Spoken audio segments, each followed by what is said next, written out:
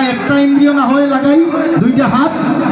তালি না দিলে যে আপনারা কিছু হবেন এটা আমি বলবো না, তালি দিলে ভালো, না দিলেও ভালো, সেটা আপনাদের অভিরুচি। যদি দেন, অসুস্থ মায়েরা বাবারা যারা আছেন দেওয়ার দরকার নাই। কীর্তনিয়ার কথায় যদি তালি দিয়ে আবার পরে পাজড়ে ব্যথা লাগে আমাকে বাড়ি গিয়ে গালি দেবেন, এটার দরকার নাই। যারা সুস্থ আছেন আমরা একটু সেবায় লাগাবো মহাপ্রভুর, যেহেতু মাটি জল পানি সবাই লাগছে আজ।